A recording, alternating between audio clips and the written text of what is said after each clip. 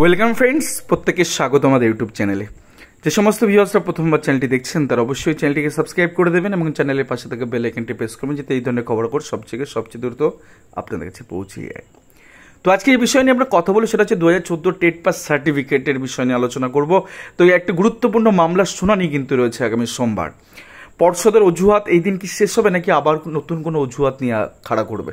তার কারণ আমরা একাধিক ক্ষেত্রে আমরা দেখেছি, যে কোনো ইউনিভার্সিটি আপনি ধরে নিন, সেক্ষেত্রে আপনি যদি কোনো ডিগ্রি অর্জন করেন সেক্ষেত্রে যে কোনো সময় আপনি যাবেন, সেখান থেকে গিয়ে আপনি পাস কোর্স ডিগ্রি মানে সেই যে গ্র্যাজুয়েশন বা হোয়াট এভার মাস্টার ডিগ্রি আপনি যাই করুন না কেন, তার সার্টিফিকেট কিন্তু আপনি যে কোনো সময় গিয়ে তুলতে পারবেন। বাট প্রাথমিক শিক্ষা পর্ষদের ক্ষেত্রে 2023-এর যে টেটটা আসন্ন রেজাল্ট হচ্ছে, সেখানে কিন্তু তারা বলছে যে রেজাল্টের পাশাপাশি যারা পাস করবেন তাদের সার্টিফিকেট দেওয়া হবে। সিটেটের ক্ষেত্রে নর্মালি সেরকম বিষয়গুলো হয়।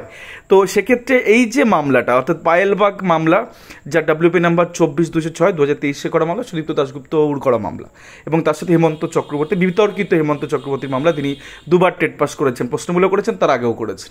তো এই যে সংক্রান্ত মামলায় 6 নম্বর প্রশ্নমূলে এনারা পরবর্তীকালে 6 নম্বর পান। তো সেক্ষেত্রে তারা স্কুল জয়েন করেন, বাট তারা সার্টিফিকেটের জন্য, টেট পাস সার্টিফিকেটের জন্য তারা মামলা দায়ের করেন। না কি না, 6 নম্বর প্রশ্নভুল করার পরে হাইকোর্টের অর্ডারে 6 নম্বর যে 14 ওই মার্কশিট যে দেখা হয়েছিল, পুনর্মূল্যায়ন করা হয়েছিল, তারপরে গিয়ে কারা কারা পাস করেছে তার কোনো নথি নেই তো প্রাথমিক শিক্ষা পর্ষদের কাছে, তারা বারংবার এনাদেরকে ডিনাই করেছে। তো পরবর্তী ক্ষেত্রে একটা সময় তারা এমন আসে যে এই মামলাতে সিবিআই ডিরেকশন থাকে, যে সিবিআই যেহেতু এস্টার বাসু কোম্পানি টোটাল ডাটাবেসটা নিজেদের কাস্টাডিতে নিয়ে নেয়, তো কোর্ট বলে যে সিবিআই টোটাল ডকুমেন্টে প্রাথমিক শিক্ষা পর্ষদকে যাতে দিয়ে দেয়। তো সেই ডকুমেন্টটা তারা দিয়ে দিলে তারা কারা প্রশ্নমূল সেটাও তারা পেয়ে যাচ্ছে ডাটাবেসটা।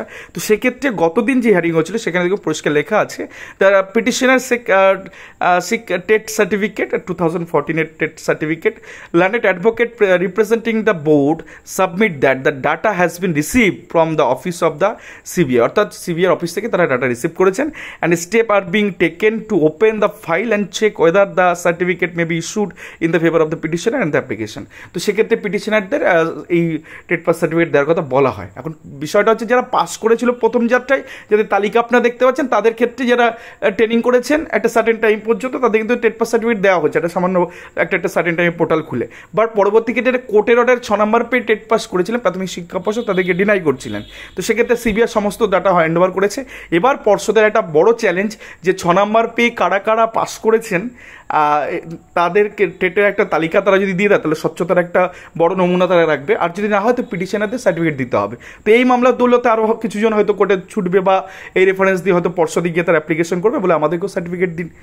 তো আমরাও তো সার্টিফিকেটের দাবিদার। তো ইনসাফিসিয়েন্ট এইভাবে কিন্তু সার্টিফিকেটের একটা রাস্তা খুলতে পারে। এই মামলা চূড়ান্ত শুনানি রয়েছে এই সোমবার। তো সেদিনকে আমরা তাকিয়ে থাকবো যে টেট পাস সার্টিফিকেট কারা কারা পাচ্ছে।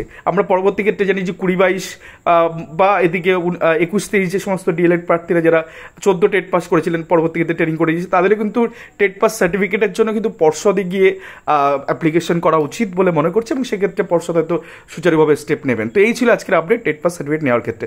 ধন্যবাদ সকলকে।